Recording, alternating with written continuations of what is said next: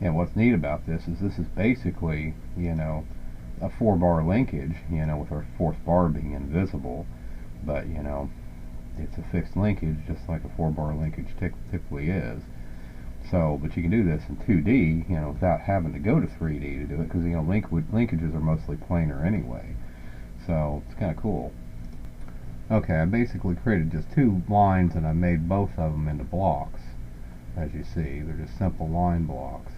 I'm going to take one of them, okay, and make a coincident relation with that point on it, and take another one, okay, and I'm going to fix it in space, but I'm going to take these 2 lines, I'm going to make them collinear, okay.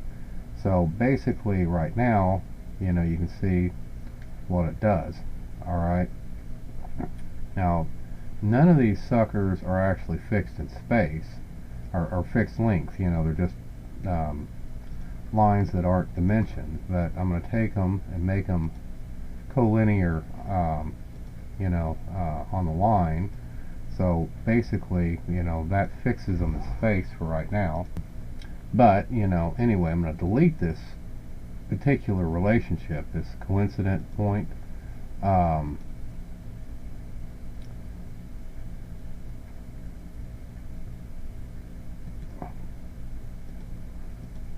So basically, now our thing is free to move, okay, but it's still got a collinear relationship along that line.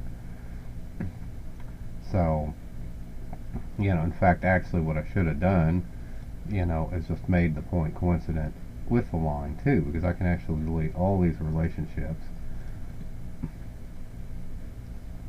Well, I don't want to delete all those.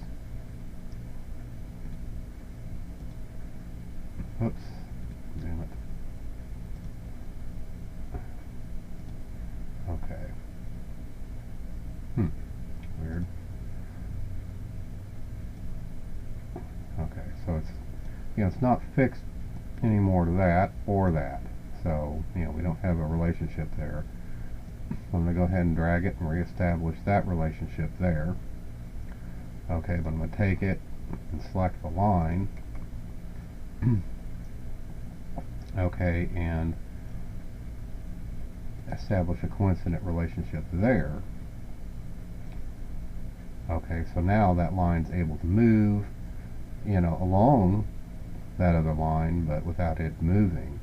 And now I'm going to go establish, and this will pretty much do the same thing we just had it, make it collinear.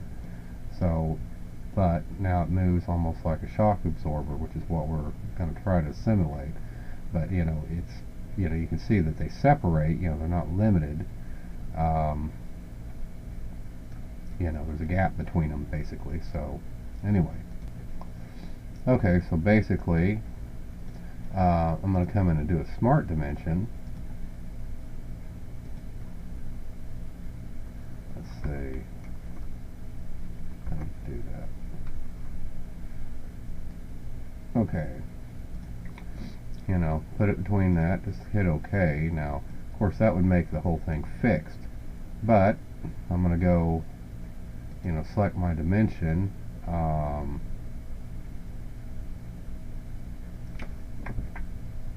I'm going to try to make it a driven dimension, if I can find out where the fuck you do that. I'm not trying to add any constant. Oh, I needed to stop out of my dimension command, is what the deal was. Let's see.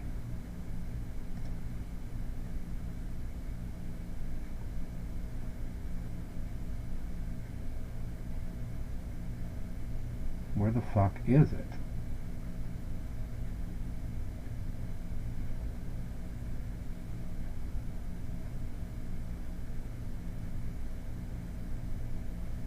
Son of a bitch.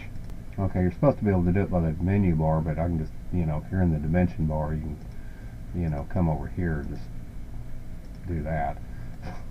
Fucking piece of shit. But at any rate, now as a driven dimension, we can actually get a shit.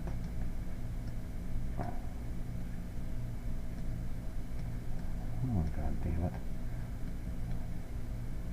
Okay, so we can actually get a measurement, of that shock travel, based on how we position this. And actually the driven thing is right here, so I don't know what that means. Mark for driving. Anyway.